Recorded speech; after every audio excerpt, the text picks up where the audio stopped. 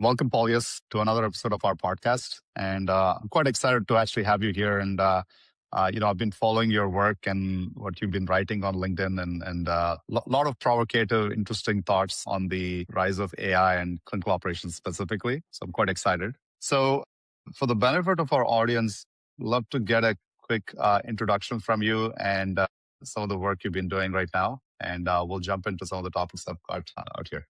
Hello, nice to meet you, everyone who is listening.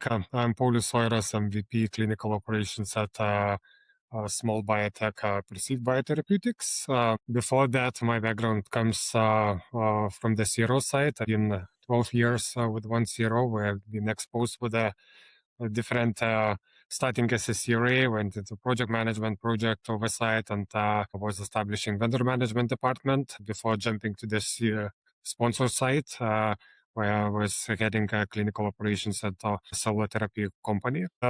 Recently, all the AI technology development and etc.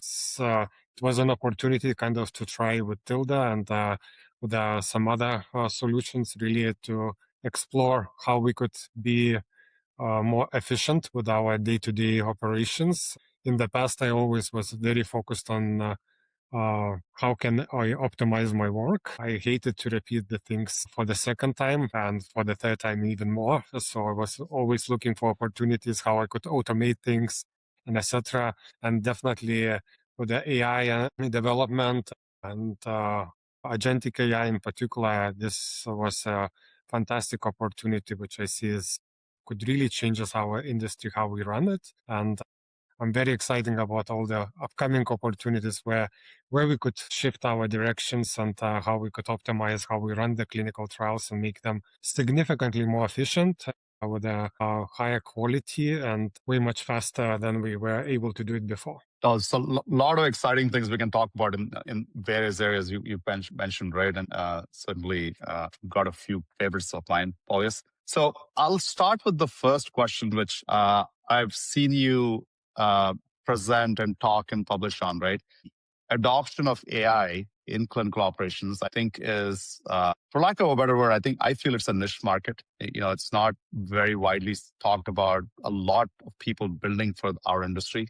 I would say, in a specialized way, in a dedicated way. And you being at the vantage point of currently running multiple trials and, using and evaluating and buying technology, specifically AI-based technology, what can you tell us about what you're seeing? Like, where would you start? I think I would, first of all, probably mention that there is a huge hype in AI and definitely more and more companies trying to enter clinical operations space as well and clinical development space as a broader because everyone sees as an opportunity. However, after meeting with multiple vendors and multiple solution providers who are in the early stage or claiming to be in a bit more advanced stage, I see a lot of gaps in the available solutions in terms of what they are offering and etc. It's everyone wants to ride the hype without really thinking through very thoroughly what the end product would look like.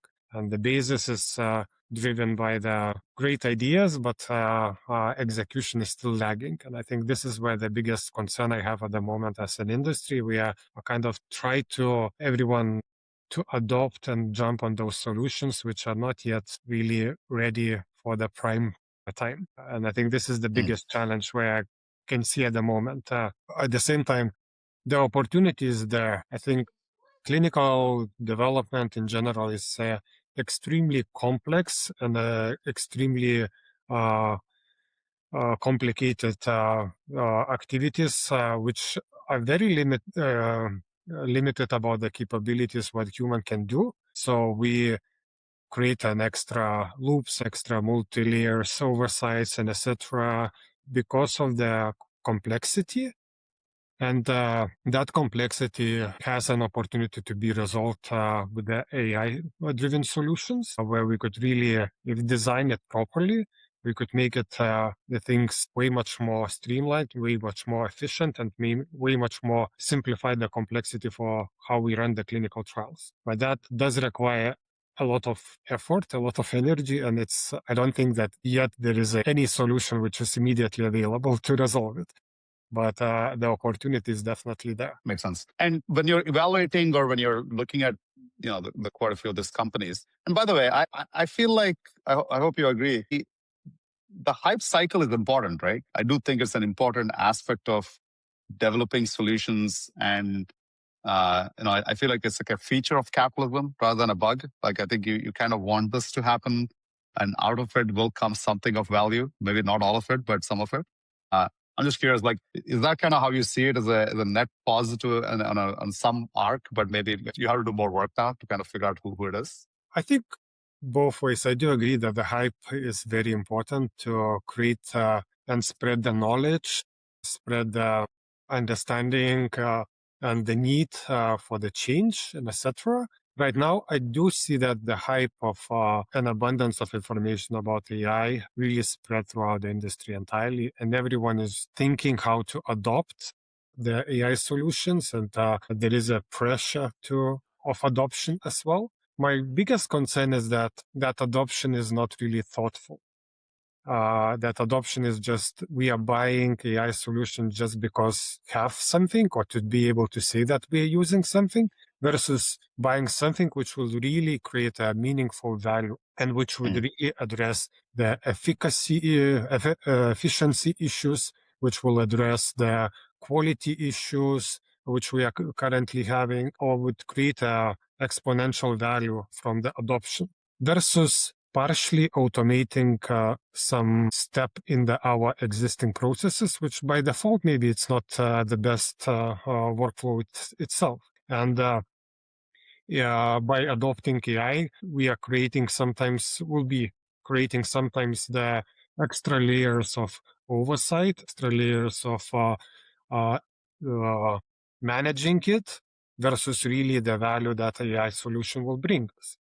I do agree that the overall hype is important to spread the awareness and etc. But knowing the industry for 20 years, I'm afraid that we may a lot of us could jump on the hype really without spending too much effort with it, and really the outcome would be contra efficacy rather than really bringing an added value from what we could really create through the AI properly adopted.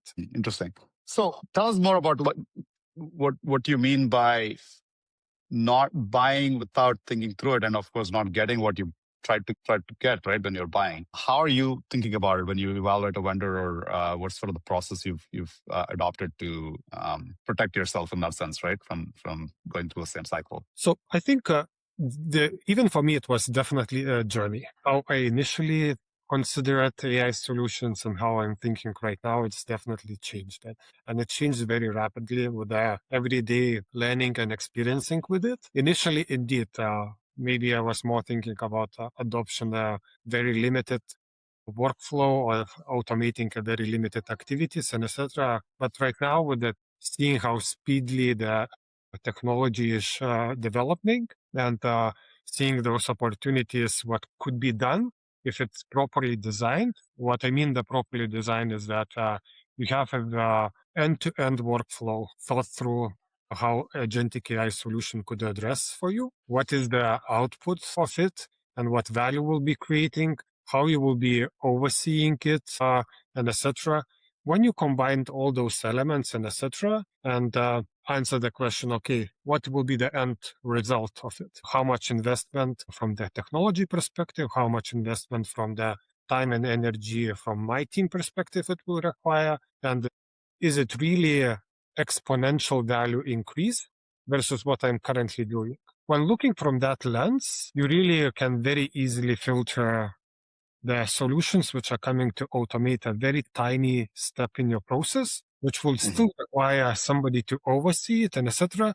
End-to-end value probably is very marginal versus when you are thinking about the processes and highly repetitive tasks, complex tasks, and etc., which currently were either not possible to be done with the current infrastructure and just to be fully relying on humans, or it would require like enormous amount of infrastructure to be able to execute it and time constraints and etc.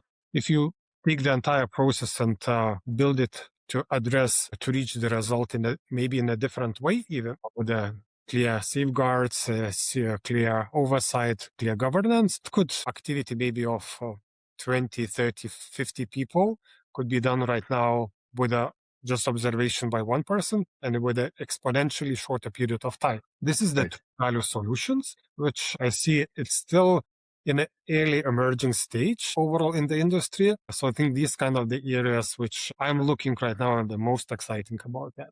However, the majority of the market, which I'm seeing currently right now, is coming to help you to address the tiny piece of the process, which at the end of the day, the marginal value increase is very, very minimal. That makes sense.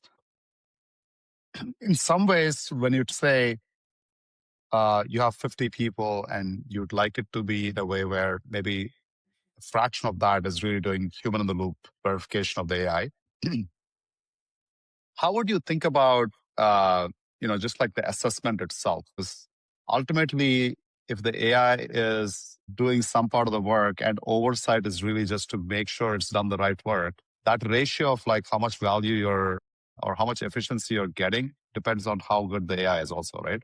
Are you seeing any like concerns or have you developed any frameworks in terms of how you evaluate, how you assess technology? What's sort of like some things you can share there in terms of how you're thinking about from a buying perspective? So from the buyer perspective, for me, the first criteria I'm looking at if the AI technology provider is saying that all the decisions of the especially agentic AI solutions, it's for you human in the loop to make the final call and etc. For me, it's not really the solution because that creates the bottleneck on the. So you don't want to be the final person to decide. Is that what you're saying? No, Yeah, sir. don't think that every single step. Mhm. This is where the biggest issue is. We are trying to automate existing processes and making it faster, putting human at the very end to verify every single step. That by default, the process will crash It'll because bottleneck, right? it will bottleneck on Yeah. the person who needs to make the decision. And I think I like the solutions and the vendors who started to think differently. Is that you are building the or changing the workflows or changing the automation in such a way that quality by design is already built into the product. That the product guarantees you 99% accuracy, consistency, and etc. That you could have a possibility to go back to cross-check and etc. But those benchmarks is consistently met from the service provider, from the AI solution. That I am not a person to make a decision on every single decision AI is making or go to trace down every single audit trail to look for the reasoning. I do need to have access to it to be able to samples in terms of the accuracy and etc. to make sure that the product is performing as expected. But that benchmarking and etc. of the accuracy should be already part of the feature of the solution. My oversight is more if it's going outside of the predefined steps. And if I identify any kind of the performance issue, then I could go back to the solution provider and say, okay, there is a fundamental quality incident. I look at really what in it as buying, let's say, CRO services. CRO has an SOPs, and those SOPs they have to follow. I have to review the SOPs, I agree with them, I accept them, and etc. Anything falling outside of those SOPs and that oversight of overall performance is on my side. But if they are not following an SOP, then this is a quality incident, which I'm raising to address by the provider. And that's fascinating. I'll come back to that on that topic of quality and the SLAs on the CRO side. I think you bring up a interesting point. The way I look at it is when you buy a product, there is an SLA. Any software you buy generally has an SLA. I think your expectation from an AI-based product is it is providing you an SLA on the quality of its output. And you also want to be more of an exception-driven oversight rather than you are the main driver of oversight or human in the loop, right? There's a difference in terms of how you see yourself working with the AI here. Sort of like if you were to pay a CRO to do a certain job, they're doing the job. You're oversighting them. You're not actually doing their job in terms of like signing off on every single decision. Like that's kind of like the nuance here, right? In terms of what I the would say that I would differentiate, at least for myself, I'm differentiating it in a such a way.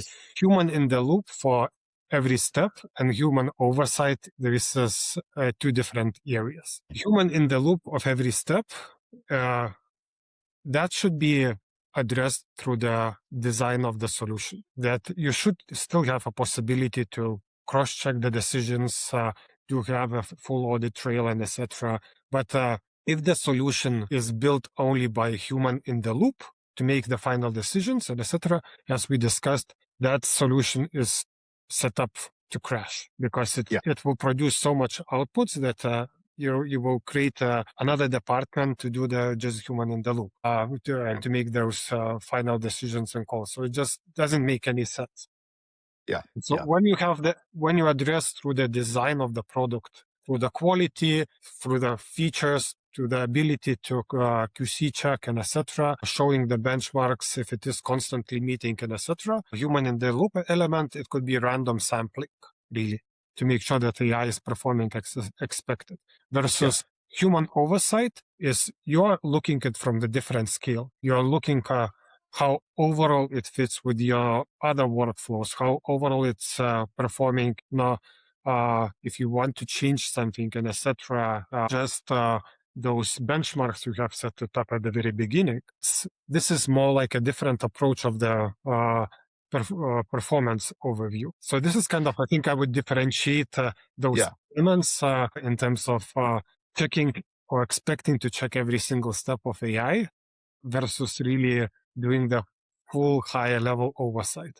And that's it. It makes a lot of sense, right? It's like a lot of people, we spoke about it, like, using a tool like, I think I just recently saw a post from you on LinkedIn. It was essentially, my point was, yes, you can use Claude or, OpenAI's ChatGPT for many things you'd normally do on a day-to-day basis. But the premise of almost all those tools is that you are the final arbiter. You are the person who's doing the human in the loop. Every decision ultimately falls back onto you as the person who's like prompting it and receiving the information back and then assessing what's the next step. So you're essentially the bottleneck of why a ChatGPT or a Claude cannot basically just go out and like do all the the complex workflow which should expect it to do. Now that is where agentic AI is coming in, where you have better understanding, task planning, turnaround, things like that. To your point, understanding how those systems behave really, really well in a complex workflow environment like clinical research, and being able to stand behind it because you've done the hard work of understanding the evaluation criteria of these like AI agents and AI in our case, we call them AI teammates, and spending a rigorous amount of time just really like testing and understanding the boundaries and at what point you would absolutely need a human and at what point you don't need a human, right? I think that's kind of like what we're saying is that trust building, evaluation criteria, the quality metrics, and the quality by design, as you call it, where that all needs to come in these systems. Exactly. And they are evolving as well. So it's maybe you start a very rigorous and very detailed oversight and etc. And when you see the continuous improvement of performance and etc., you could loosen it and etc. I mean, we have this in RBQM, isn't it? Like, isn't this kind of the risk-based approach in other areas? It's everywhere. It's everywhere. I think it's even when you're onboarding the new person, it's exactly the same approach. That's right. Yeah, that makes sense. You give you maybe more thoroughly overseeing at the very beginning, then you're loosening it. If they start not performing, then you're returning back and making the adjustments. The concept. I joke that some of the titles of our AI engineering staff should be really HR for AI teammates, because that's what it feels like. You're really questioning the persona of the AI and just making sure everything's okay. It's having a good day on everyday basis.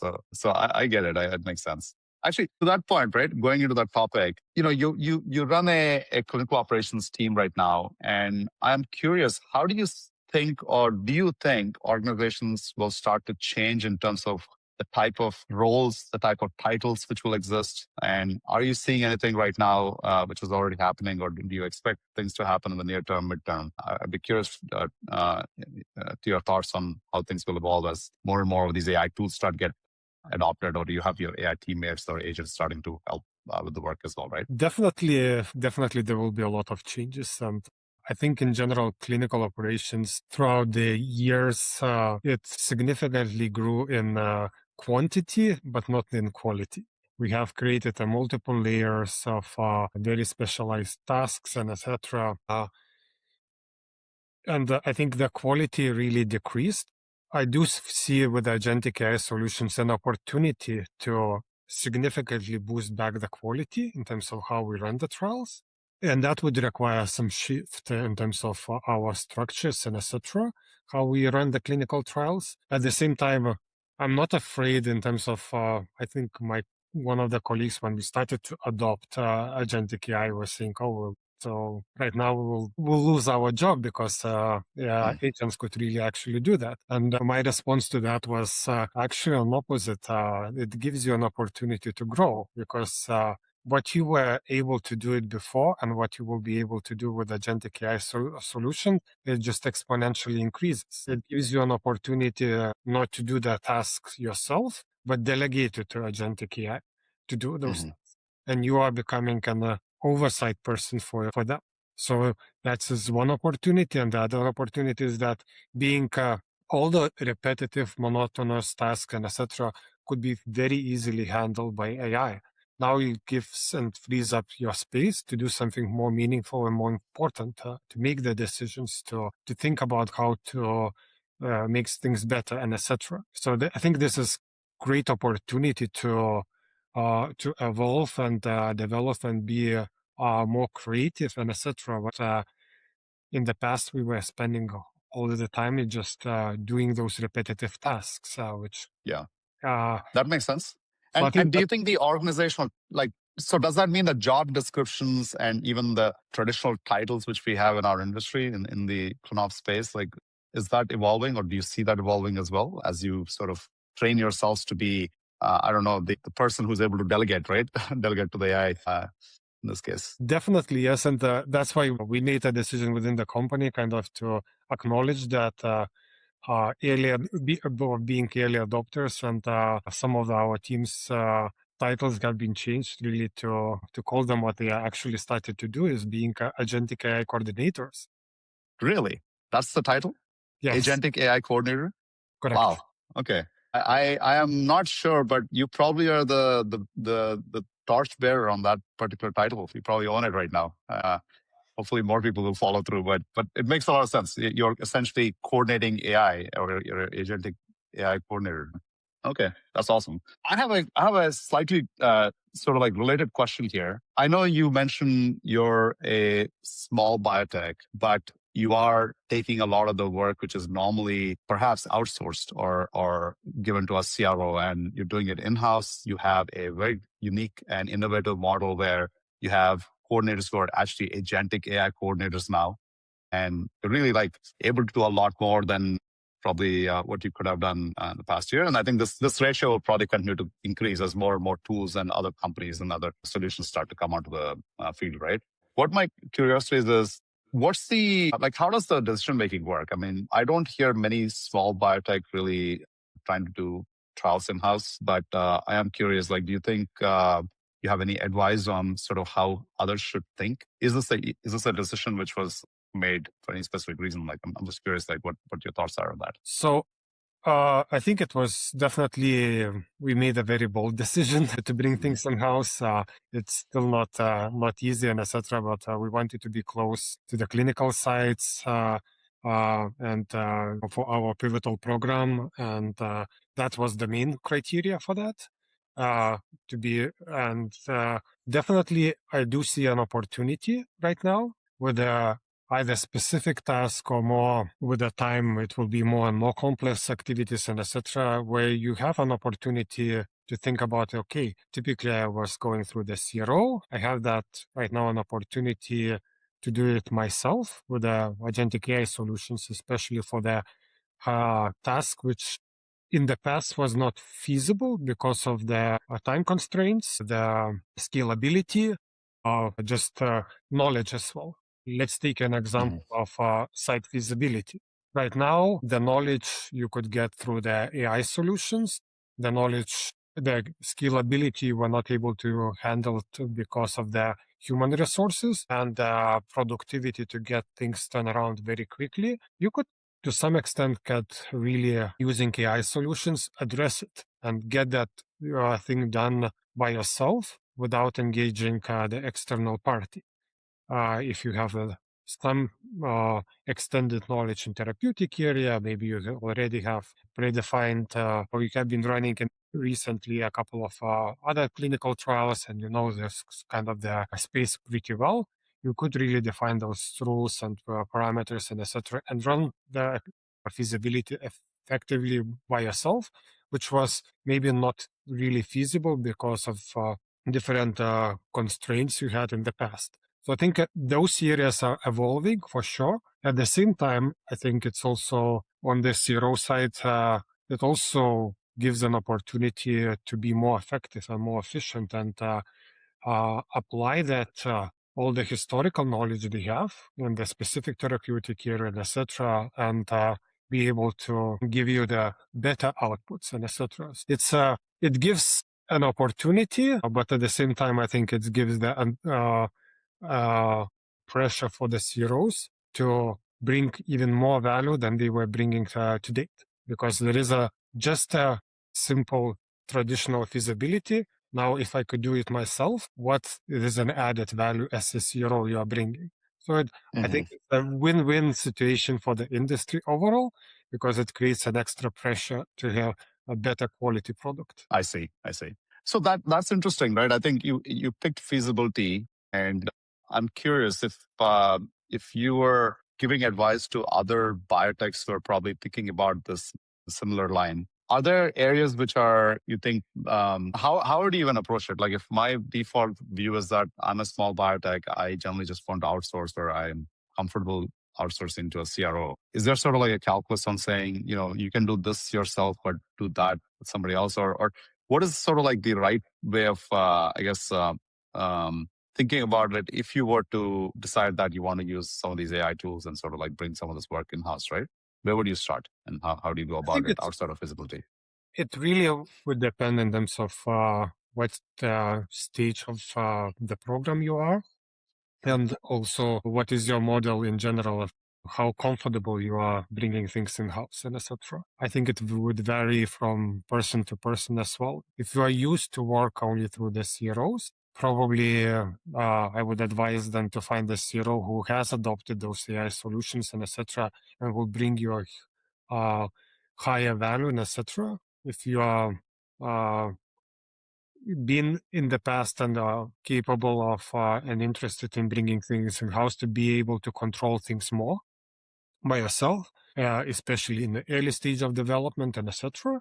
I think right now there is more and more opportunities to do that with AI by yourself without relying fully on the CRO. And I think as an example, which we are working together on the TMF management, this was one of the areas which was almost impossible in the past to bring it in-house for the small biotech because the technology was not there. You have to have massive infrastructure to maintain it and etc. Now with the agentic AI solution, you could really bring it in-house and be able to manage it by yourself without creating the entire department to do it. It could be done by the individual person. Yeah, interesting. And as you're thinking through this, right, what do you think is the impact then? Like I'm just thinking out loud here over the next 12 to 18 to 24 months, as more of the technology starts to proliferate, as it starts to mature, I do think what you're seeing is not unusual. There are companies who are starting to adopt these AI technologies and starting to see a pretty steep shift in terms of productivity gain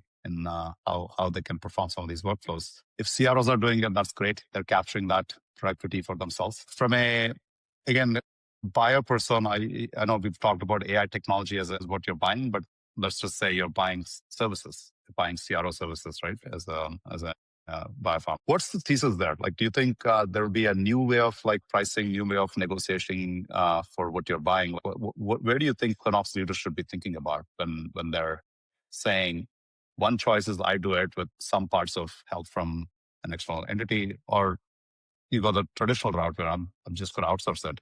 But if you chose the latter part, which is I would say the more popular path at this point, how would the discussion change, you think? I think right now, definitely, I'm not sure how quickly it will change, but with the AI technology changing everything every single day. So I hope that it will be a very fast shift in the industry because as you mentioned, we are buying services from the CROs. And now with the AI technologies is that those productivity and scalability and efficiency and even quality metrics changes entirely. So that will have to be somehow reflected in the pricing as well, because they are evolving and they are changing. And what you were typically in the past, the budgets from the CRO side were based on the number of hours spent by the individual persons and etc. Right now, some of those activities could be completely eliminated and done by the agentic AI solution. So how that pricing would actually will be shifting, because we no longer require 100 hours to do the task. Maybe right now it requires only 10 hours of oversight, and that's it. So the whole model will be definitely shifting. And I think what is unique, and coming back to the previous discussion, is that accessibility to biotechs and pharmas and etc. to those tools directly, it creates the pressure for the CROs to be to adjust those pricing. Maybe in the short term, they will get the benefit of that adoption or implementation cost and etc. throughout the next months and etc. But down the road, I see definitely that will have to be passed on to the to be able to see that benefit and of the AI adoption. I see. So that is fair. I think what you're also saying is that there's more transparency around what it costs to do this. And it's also accessibility because you could also do it because you don't need an army of people for some of these, right? So obviously the bar is lower to kind of say build or buy versus, I guess like in-house versus outsource. That's the decision we're making. And some of the usual challenges go away when you start comparing AI-based services versus traditional services. But in that regard, I'm just curious, like, do you think then the structure will morph into something like, well, I'm doing a phase 2 or a phase 1, it's a 2 to 3 year contract, maybe 3 to 5 year contract, depending on how the studies are structured. But you know that in a time frame of starting from today, which is 2026, 5 years out, I would imagine a world where AI is proliferated much more than where it is today. Some of the challenges which you have brought up, which is, we are certainly in a hype cycle. There's a lot of noise in the market. Not all products have reached maturity. Some of them have, and some of them are improving the envelope of what they can do, right? So you're starting with a handful of areas and then you're expanding into other areas. But I do think like in a multi-year context, AI will proliferate. You kind of have to. And do you think there's going to be like downward pressure then, like across the board in terms of like how much it would have to cost to do what we're doing today? For it to is it are we like entering into an era where like there's going to be deflationary like sort of situation, which I guess arguably is good for biotech, probably not so great from a CRO perspective, but maybe there's some offsets there which we can talk about. But is this sort of like a view which you share, or is there like a different sort of opinion out there?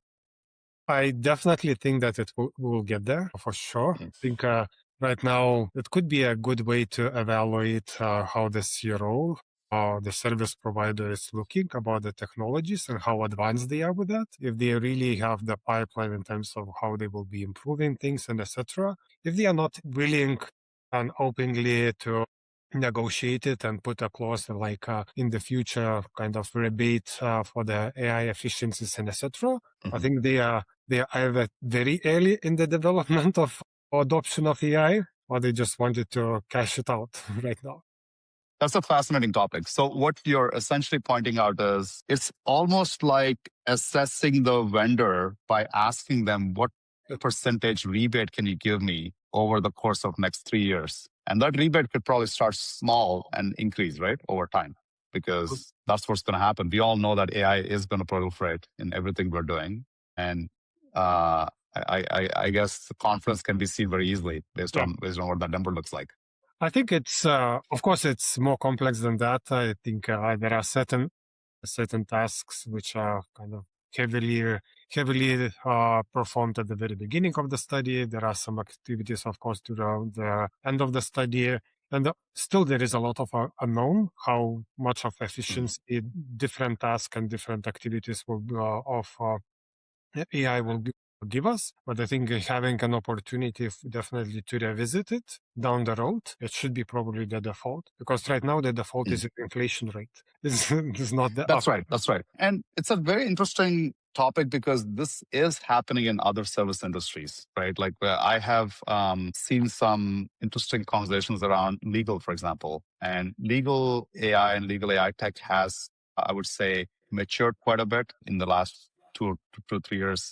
There's been the likes of Harvey and Legora and some of these companies which are really like matured in terms of being able to build products which are functional, which are clearly able to deliver value to their customers and and at a large enough scale, right? Large enough surface area. And one of the things which I think is happening pretty rapidly right now with consumers of legal services. So if you're a Fortune 500 company going out to a top 20 law firm and you're saying you're going to be my preferred vendor for the next 5 years, but their billable rates are astronomical to begin with, right? I mean, you're talking about a partner making $2,000, $3,000 an hour. And I think that's all fair. The billing rate itself will probably be what it is. But I think it's also something which I'm hearing where these large consumers of these services will say, that's all great. Your hour is worth 2,000. I'm not going to argue with that. Or maybe 5,000, whatever the large number is. Your apps will be worth it because you have that knowledge and expertise and whatnot. I do expect your billable numbers to come down. And the way you do that is by using one of many technologies out there, which are agentic and AI solutions. And so whatever that number is, right, that's the comparative bid you would have to present to me. Law firm A is telling me they're going to give me, X percentage off in year one and, X plus Y percentage in year two and so on and so forth. That's an increasing number as time progresses. So let's look at both of your curves, right? What is that you're able to present and somebody else? And I think that's kind of like a sign of like, I'm not questioning your billable rate. I'm not questioning anything else outside the thing which runs your business. I'm only questioning what's your efficiency rate, which you'll bring in through AI. And I want a small part of that back to me because I think it's good for everybody, you and us, right? So if that is the model where clinical operations is going, I think on a net basis, it's probably great for everybody involved because it's not just the cost, right? I think quality will also improve as a byproduct of something like this happening. And I'm hoping that's something which, maybe there's a different clause there, but I have in the past, obviously bought technologies and various types of solutions. But uniquely in a services industry like CROs, one of the things which I'm always curious is there a way to introduce some kind of an SLA? I think you were earlier in our conversation talking about a quality-based SLA for AI, right? But do you think like that's coming? Like, do you feel like if things are moving this route, maybe the industry will demand a certain SLA, which is quite measurable. Previously hard to measure, but maybe like easier to measure now with AI, right? I think it's still early to measure right now, but I think definitely that's the direction we should be going. At the same time, I would hope that the adoption is coming and coming to all those organizations very responsible and etc. Returning back to the start of our conversation, that it's not we are just adopting AI because there is a pressure to adopt, that we are really thoughtful about how and where we implement it, which really creates the big value and etc. So this is, I think, then the cost itself will play out at the very end. I think to some extent, if I would be able to get exponentially better quality for the same price, for the exponentially increased or suppressed timelines, maybe I'm willing to pay the exactly same amount of money. What I'm paying is the significant improvement of the quality and significant cutting of the timelines and etc. Maybe That's interesting. So this is there's another dimension we're talking about where wow. it's not just a rebate on cost, but maybe there's a accelerator based on quality. So these two kind of play off against each other. But there's like a multiplier, right? Like you actually get a bonus versus the rebate. Yeah, because But maybe if there's if it is just about rebate and etc., I think it's not worth it at all, because if Yeah, it will create an extra efforts and energy to really do that trial and etc., maybe it's pointless. I think overall what I'm seeing and thinking always about agentic AI solutions is uh, that you could really exponentially increase the quality, cut on the timelines, and reduce the price. This in the past, where you have to choose yeah. uh, uh, uh, 2 out of the 3, right? 2 out of 3. Right now, I think this is where an opportunity is to get all of 3 at the same time. If you Yeah, properly and thoughtfully implement them, and the solution is really built with a quality, efficiency, and in mind from the very beginning, from the day one. that makes sense. Well, that's a really enjoyable conversation, Paulius. I feel like I've learned a lot.